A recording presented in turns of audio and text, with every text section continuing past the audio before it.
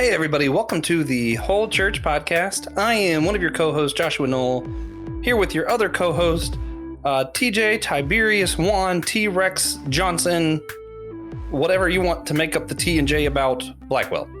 Howdy do. Yeah. Howdy dandy. And we are joined by a special return guest, Andrew Croft of Open Doors Canada. And also one of the co-hosts of World Watch Weekly podcast, where they go through the Open Doors list of where the countries that have the most persecution for Christians around the world. And we're going to talk a lot about missions today. We've talked about some of this before, but we really just want to take time each year, even if it's not with Andrew, to remind everybody the church is all around the globe, and we need to be concerned with where persecution is going on so that we can best pray for our brothers and sisters. And that's just something that's important to TJ and I, and it's important to the whole church. So that's what we're going to be talking about today. And I'm really excited for Andrew to talk with us about what's going on with missions worldwide. That being said, we like to give a special shout out to all of our patrons. If you're over there on patreon.com/thewholechurch podcast, you rock. If you're not on there, all you got to do to rock is just go over there. So, I mean, yeah, it's pretty simple. Recently, we had Amber from South Carolina I shared a playlist on our Facebook group page that had every episode we've done that covered evolution or creationism and different perspectives on that. And she said just hearing all the different perspectives was really challenging for her and that she really enjoyed that. So thank you, Amber, for the feedback. We really appreciate that. And without further ado, we're going to go ahead and jump into today's silly question, because silliness is my personal favorite form of unity, because it's pretty much impossible to argue when you're being silly. And today's silly question, and guys, I'll be honest with you guys, I forgot my outline today. This is off the cuff. This is just top of my head silly thing that I'm thinking about right now. And I'm going to start with TJ, and then I'll go, and we'll give Andrew time to think about it. TJ, if you could pick any one animal in the world to see with Harry Potter glasses on, which one would you choose? What do you think would be the funniest animal to have Harry Potter glasses? Are they like fit to the animal or? Yeah, they're fit to the animal. Just that big, round, like nerdy looking glasses. Colossal squid. That does sound amusing. I'm going to cheat and answer what I almost always answer. A sea turtle. Because I love sea turtles. But specifically, I want to see the leatherback sea turtles where they're like all black and they look kind of like sleek. They look cool. And I want to see that cool looking sea turtle with those big round glasses on. That I find amusing.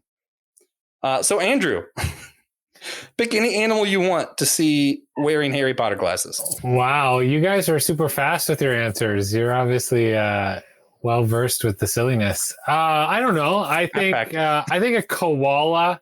There's something about the fuzziness of a koala, the round glasses. It would look really smart or something. So it does. And no, I've seen that before. They do look extremely smart. That's pretty amazing. I love that. Oh man. So Andrew, last time you were on the show, you shared some about your testimony and how you got into Open Doors Canada. What can you share about what you guys have been doing on your podcasts in the last year? Yeah. So our podcast is focused on the persecuted church. We call it World Watch Weekly Podcast because every year Open Doors produces what's called the World Watch List, which you referenced at the beginning, which is a ranking of the 50 most dangerous countries to live in as a Christian. And so on our podcast, some episodes will look at one of those countries and we'll talk about what it's like and share what Christians are experiencing in that country. But we'll also take time and we'll share stories of persecuted Christians and talk about those or give updated news.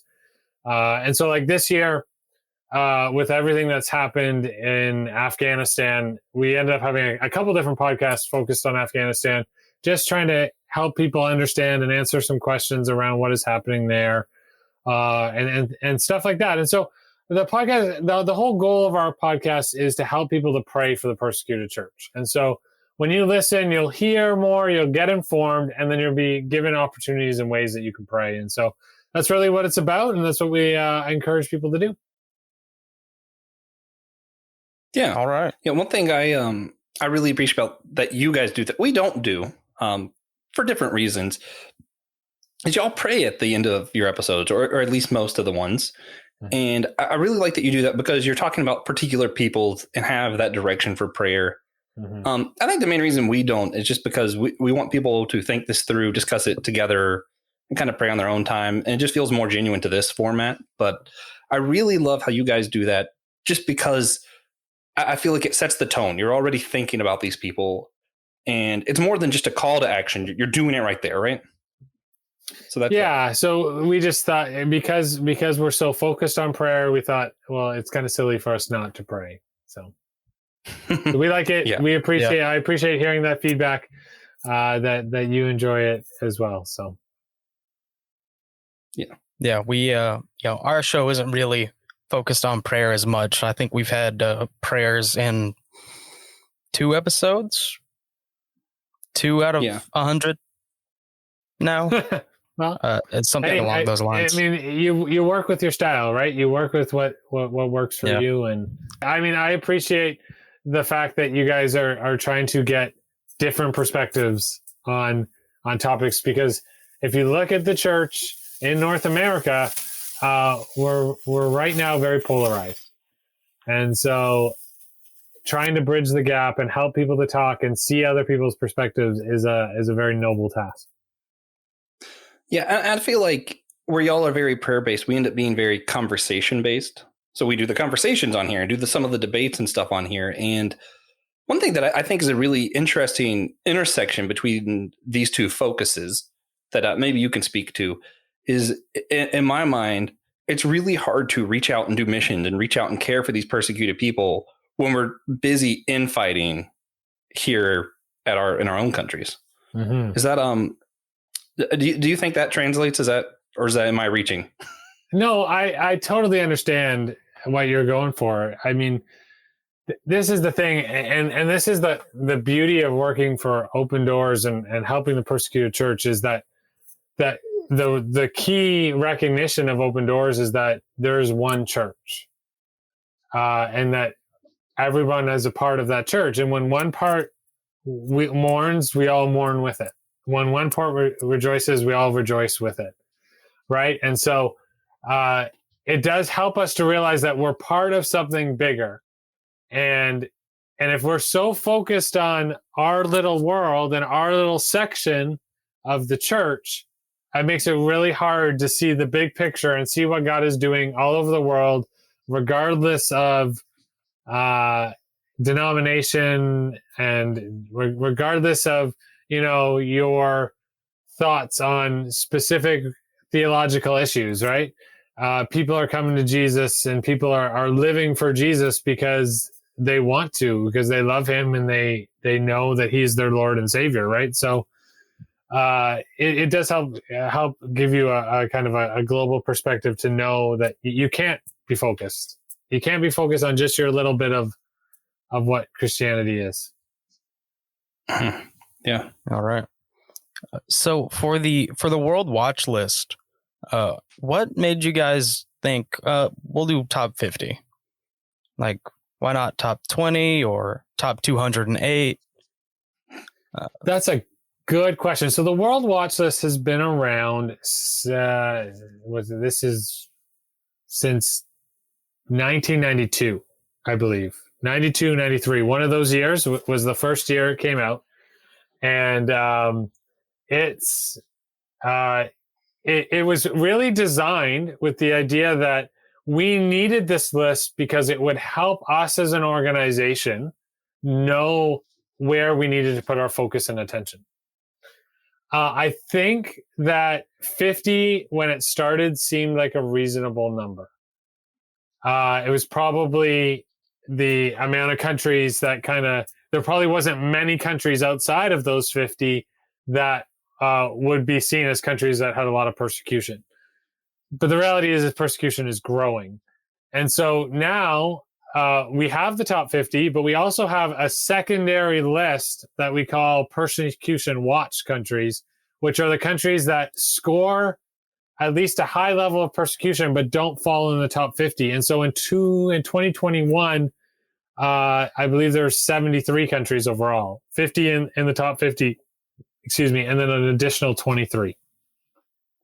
Wow. That's quite a few. Yeah. Mm-hmm. How does I know you mentioned it on your show, but how does the score system work for those unfamiliar? Oh yeah, absolutely. I've actually answered this question like several times in the last like 2 weeks, so I'm ready. So the score is you get a score out of 100, and each country does, and so they are ranked on 6 different categories.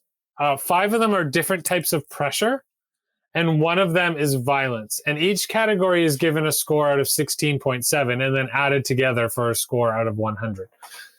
And so, violence is obviously it's violence, imprisonment, kidnappings, abductions, stuff like that. But the other the other pressure, there's the 5 things of pressure. They include private life,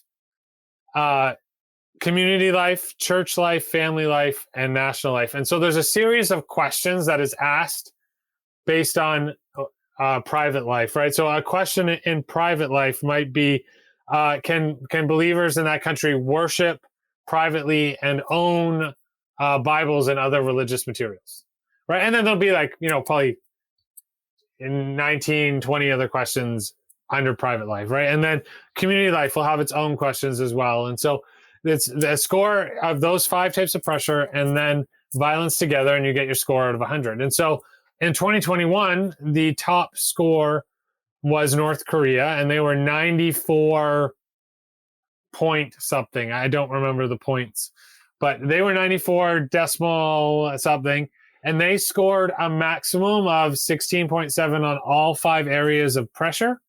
And then the remaining score was from their violence score, which wasn't a maximum score.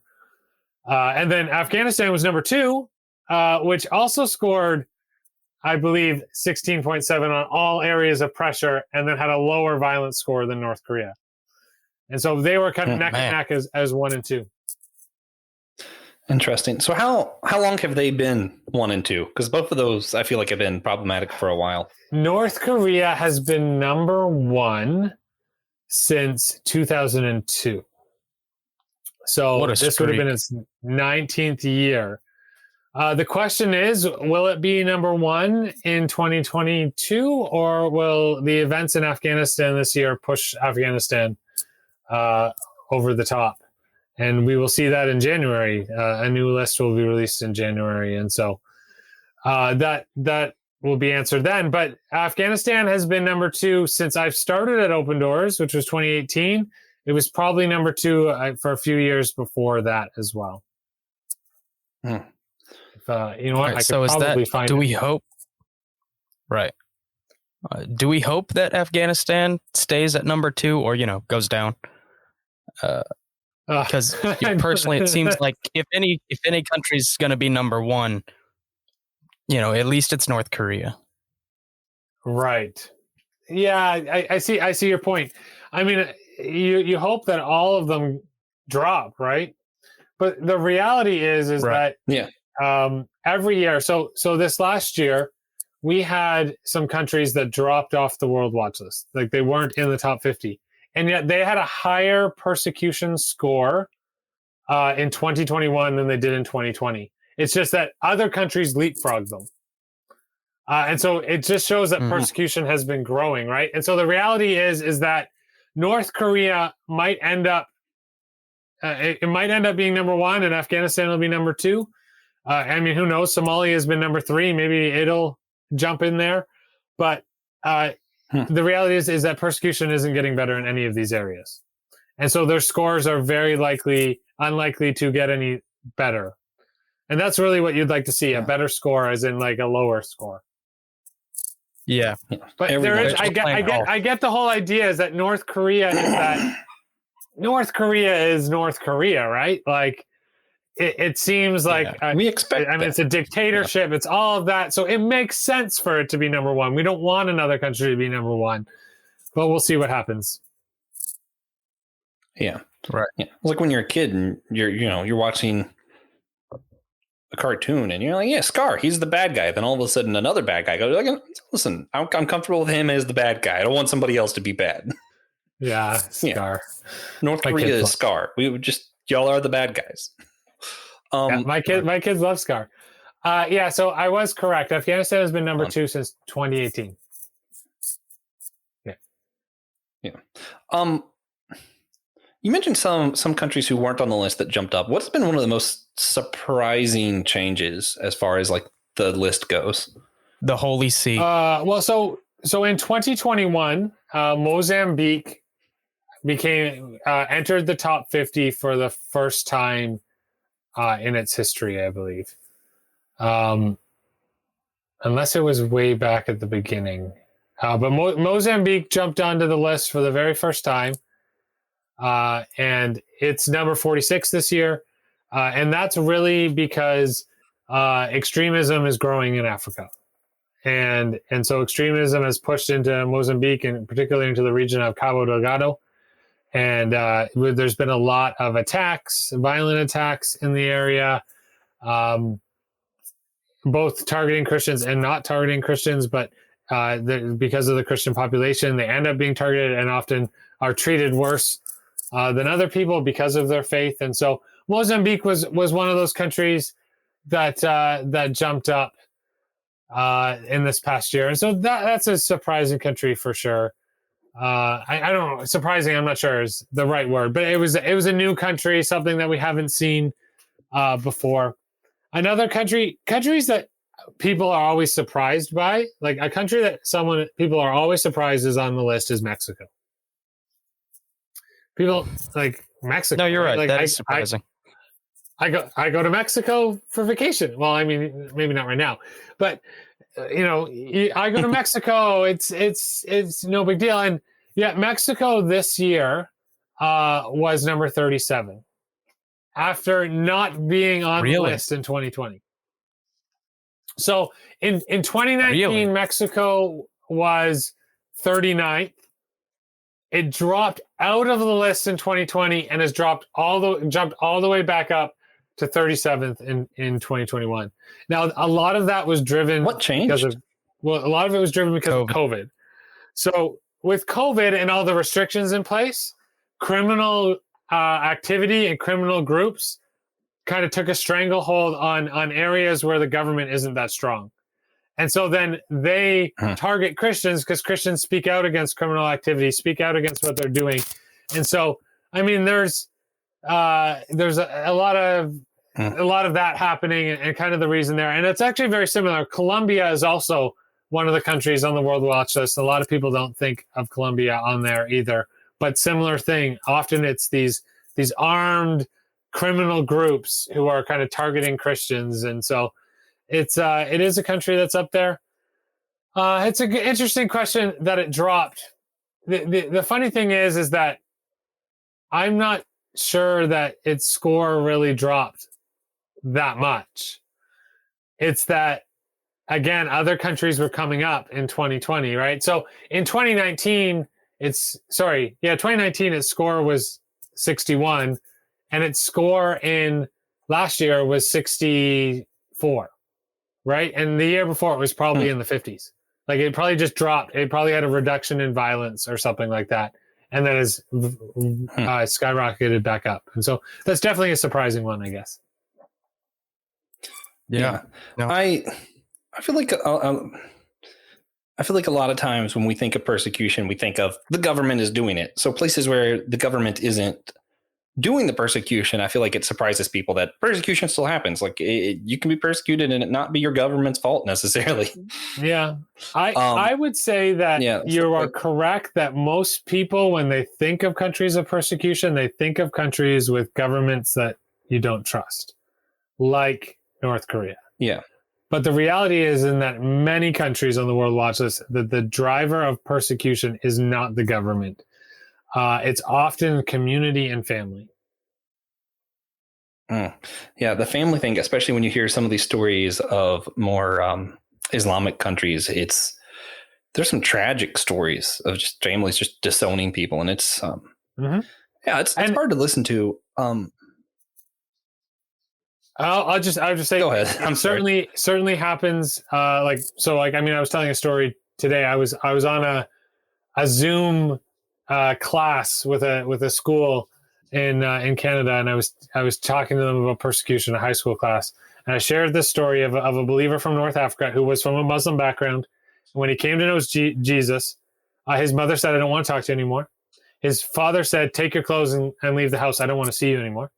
Then went to his place of work, told his boss to get him fired, and went to the police station to try to get him arrested. Right? Like, and so he ends up living on the street eating garbage because he became a Christian. Now, a church, Christians found him and brought him in. And I mean, the story ultimately has a much better ending. But that happens in countries, in places like North Africa, where it is people leaving a Muslim background. But it's happening in places like Southeast Asia, where families are leaving traditional religions, like animist beliefs or Buddhist backgrounds, or it's happening in places like India, where people leave Hindu families. It's when someone leaves their family's religion, people take it personally, and it's a dishonor to their family. Yeah. Hey guys, we just wanted to tell you a few of the ways that you can support us, the Whole Church Podcast, your favorite church unity podcast. Yeah, so you can subscribe to our show on wherever good podcasts are found. You can rate our show on Apple Podcasts or Podchaser. You can sign up for our newsletter using either our website or by emailing us at thewholechurch@gmail.com. You can follow us on Facebook, Instagram, or Twitter. You can share this episode on your own social media accounts. You can donate to our Cashapp using the tag down below in the show notes. Or you can sign up for our Patreon at patreon.com/thewholechurchpodcast. Yeah, especially that last one. TJ, you always say that. Perhaps I was told to say that. However, it's especially true for Patreon. You get access to a bunch of bonus stuff we do. You support us. We have a lot of goals to reach. It's kind of a great way to support the show. All right. Let's get back to it then. Yeah.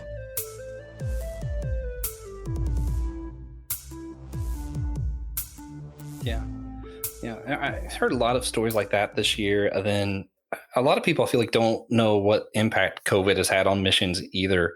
Mm-hmm. I know you mentioned some about it with those countries, but even, I get the subscription to Christianity Today, where they send me their magazines, and you read how many missionaries and people have struggled with this, the pandemic hit, and it's either I'm here for an indefinite period of time, or I go back home, leaving some of our churches without any connection to sources or anything like that. Even my own church, we send resources to Peru and stuff, and there's just terrible challenges getting, aid to people right now. Certainly for missionaries, absolutely. I outside of Open Doors, my missionary friends, I have a missionary friend who just came home for the first time in more than 2 years. More than 3 years, right? Like he hasn't been able to come home. So he and his family have come home and are staying for like 3 months because we haven't seen anyone. We haven't been to any churches. And so for sure that's been a big deal. For Open Doors, as a ministry, because we work through local churches and local partners and local networks, we're working with in a country, we're working with people who live in that country. So it hasn't been that same issue. One of the issues is in countries where we, maybe would take money in because that's the safest way to do it, and we haven't been able to travel to take the money in. We're having trouble getting money to those countries. That's been one kind of the problem with Open Doors. But persecution, the pressure facing Christians has grown because of COVID, for sure. Yeah. All right.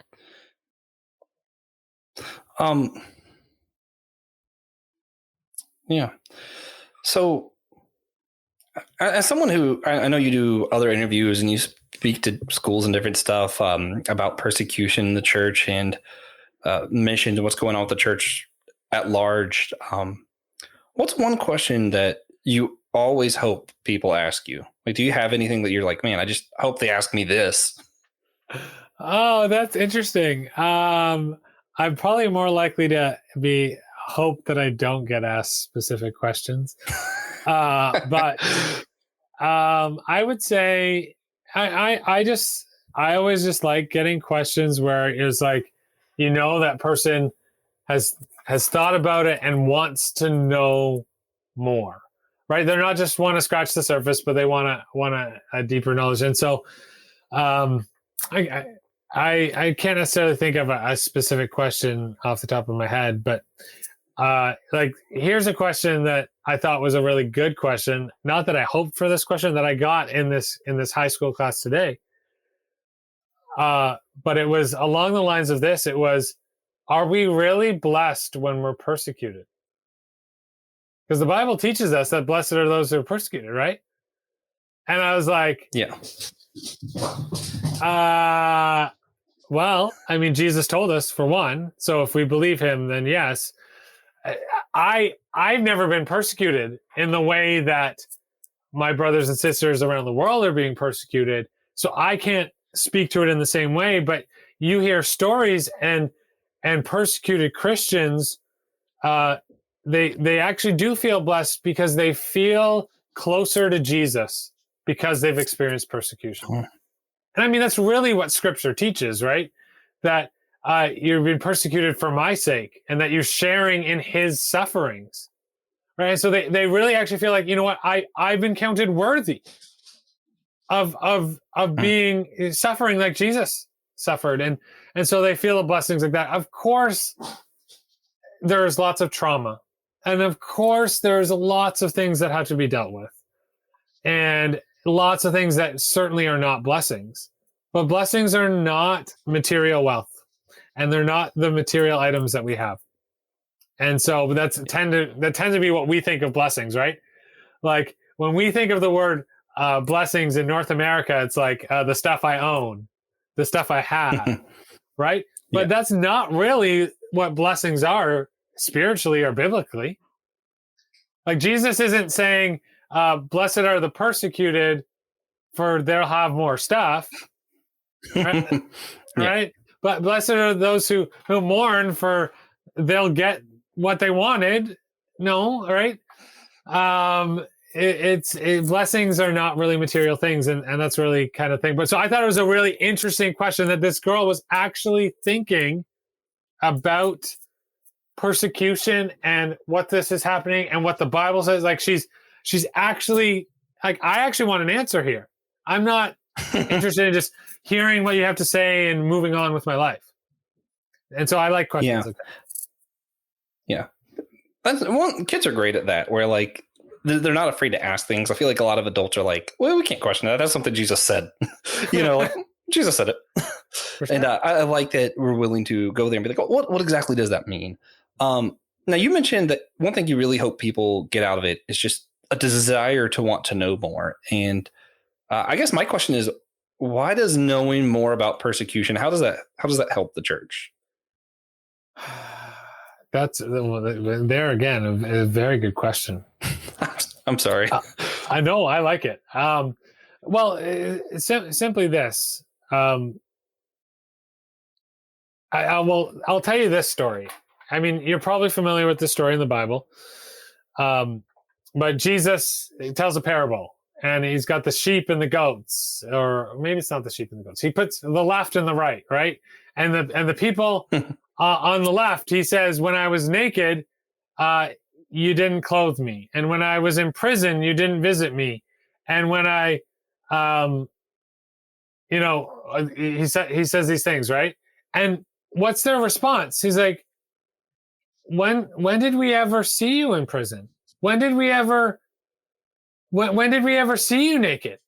And Jesus said, whatever you do to the least of these, you do to me. Right? And then he says to the ones on the right, when I was naked, you clothed me. When I was hungry, you fed me. When I was in prison, you visited me. Whatever you did to the least of these, you did to me. Well, see, the ones on the left, their excuse was they didn't know. But Jesus doesn't accept that as an excuse. He doesn't say, well, you didn't know, you didn't realize, I'm sorry. That's okay, never mind, come to the right side. Right? Like he doesn't accept ignorance as an option. Right? And so I think that we can't afford to be ignorant. And so we need to learn and we need to know, because one, it shapes our prayers. It helps us to know how to pray and who to pray for and what we should be praying about. But two, it's also like, these are our family members, right? I don't know what your family is like, but I like to know what's happening to my biological family, right? Like I check in with my brother and we text regularly and see how we're doing. And I want to know what's happening in his life. Well, my persecuted family members, I need to want to know what's happening in their lives. It's the same thing that we should want to know.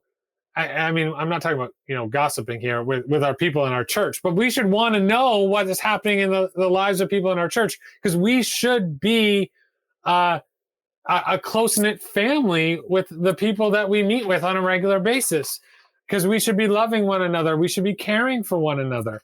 And in order to do that, you need to have some knowledge of what's happening. And so I think it's important to know. I think ignorance is not an option. And we need to know, and so we can pray. Yeah, especially in this age of information where you can literally just Google things. Like I feel like ignorance is a pretty bad excuse at this point. It's crazy how many times somebody asks me a question and I'm just like, there's a much easier way to find out the answer. It's funny because I'm guilty of just asking TJ, but oh man, I have to imagine if my brother was in Mexico, for example, and the gangs were trying to persecute him because he was acting in the name of being a Knoll, I would be pretty concerned about that. Right. And it's a shame that doesn't translate as much to the church as it honestly should. Mm-hmm. And I'm guilty too. Like I feel like I should definitely do more. So I think it's a good and healthy challenge. It's something I'm glad to be reminded of at least once a year or once a week if you follow World Watch Weekly Podcast. I think they're done with the season now, but they will be back in January, and there's plenty to catch up on. Yeah, for sure. Yeah. So one thing we always like to ask before we start wrapping up is I just like to ask our guest if you could give everybody a single tangible action, something practical that people could do that would help maintain the unity of the church, what would it be? Wow. Start your prayer time focused on somebody else. Yeah. I mean, assuming you have a prayer time. I mean, that's a whole nother discussion if you don't have a prayer time. But right. How often when we pray is it about me or my family or my current situation? Pray. Right. Start by focusing on someone else. And maybe it's this, I would hope you're praying for your own church. Maybe it's praying for another church in your town, right? Like, put your prayers on focus big chunk on of wisdom, right? Put your prayers and focus somewhere else. I'm not saying don't pray about yourself. Obviously, we're supposed to do that, but I mean, Philippians does say, putting the interests of others before yourself, right? And so, just do it literally. In prayer, let's literally do that, right? Because I think we are far too guilty of putting our own interests above the interests of others in general, but also in prayer. For sure. For sure. So what do you think we would see change if everyone started doing that? Well, I think that there would be a better understanding of other people. I think that we could, if we were praying for churches and other people in other churches, hey, we might actually rejoice when people rejoice, as the Bible tells us to do, right? We're like, hey, that church is doing well. That's awesome. Let's be excited for them. And I think it would also mean that we would mourn when people are mourning. Because you know what? If I'm praying for you every day, and I know that life is getting more and more difficult, then that's going to affect me because I care about you because I'm praying for you. Right. And so I'm going to mourn with you because I'm going to care about what's happening to you. And I'm going to pray for you in a passionate way as I mourn with you for whatever situation you're going through. And so I just think that the level of empathy in our churches and in Christianity would rise. Yeah. I'd like to tag on an extra practical thing people could do that I'm pretty sure Andrew would agree with me, and he might be about to say that when I ask him where people can follow Open Doors. But Open Doors does actually have an app where you get these really convenient notifications to pray. So like the other day, I'm just walking around and a notification's on my phone of this pastor who was being falsely accused of something in another country. And I'm like, well, crap. And I just stop and pray right there. Super convenient. Yeah. And it's I feel like it's a good way to connect to the church at large, in these persecuted countries and everything. So for sure, that the app is great. Yeah. A wise man once said, knowing is half the battle.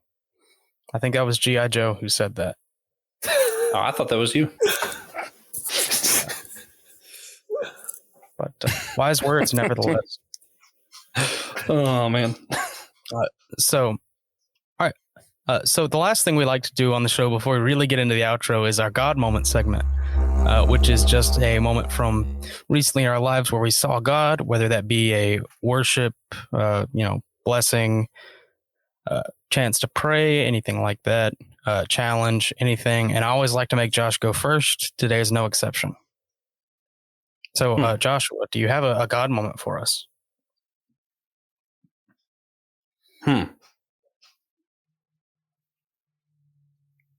Well, it's not like a single moment, but it's a thing, right? I started getting to work a little bit earlier, primarily because we're getting into busy season and the main parking lot fills up. And if I don't get there early, I have to park at the church and either wait on a shuttle or walk like half a mile to work. And I'm not doing that. So I just started getting there a little bit earlier. And it gave me an opportunity to like watch the new Doctor Who when it comes out at work or like read some comic books. And then I was like, wait a minute, I could also be reading my Bible. So I do something for me to like unwind, but then I read my Bible because I just have this convenient extra time anyway. And it's been pretty great to God kind of blessed me with some extra personal time that I needed and also gave me some extra time with him that I also needed. So, yeah. Sweet. I got promoted at work. I'll do my God moment next, by the way. Give our esteemed guest as much time as he needs. But I got promoted at work. It should be the last episode I film in this Chipotle shirt, which I'm sure most people never noticed because, we don't release a lot of videos of the podcast anyway. But like half of them are in this shirt probably. So, yeah. And it's going pretty well. Next time it'll be a collared shirt. Yeah. Well, congratulations. But thank you. It's been pretty sick so far. I like getting paid more money. That is nice. Andrew, do you have a God moment for us? Yeah. So just last week was the International Day of Prayer for the Persecuted Church. And at Open Doors Canada, we produced like an online event that we premiered in the evening of that Sunday night. And I was involved in the whole thing, right?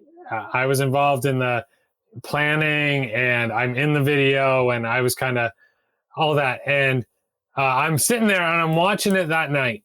And we had this moment where, we had kind of done the talking stage and then we had a song come on by Selah. I don't know if you're familiar with Selah, but they're a Christian worship band, I guess. I don't really know how to describe them. But we had this song come on and it was a song that they had actually written for the Persecuted Church. Or with the Persecuted Church in mind. And then we went into this time of prayer. And I'm listening to this song. Yeah. I'm sitting right here in the same room that I'm in right now. And I've watched this video right? I've watched the song. We decided, did we want the song? I'd been involved in that entire process. And that night we're in this event. And all of a sudden I just break down crying, and I got down on my knees, and I'm like, I just started calling out in prayer for my persecuted family in a way that I hadn't done in a while, just because I just felt God just so convicting me, I guess would be the right word. And so it was just this powerful moment for me, and something that I like. It just like I'd heard the song I don't know how many times in the process, and I'd been through the whole thing, and yet in that moment it was just like, yeah, it was a pretty good moment. Awesome. It was a good reminder. Do you have a link to the song that we could put in the show notes maybe? Yeah, it's on YouTube. I can get it for you. Awesome, man. Sweet. Thank you so much for listening. If you've listened this far, Andrew, thank you for your time up there in busy Canada. If you enjoyed the show, please consider sharing it with a friend or an enemy, or anything in between. And hop on over to Patreon, slide us a couple of dollars. So Andrew, where can people follow Open Doors or see your podcast or any of that? Yeah, so our podcast is available on all the podcasting places, where you're listening to this one right now. It's called World Watch Weekly, and it's available there. You can also visit our website, opendoorscanada.org, and if you want the podcast on that website, it's /podcast.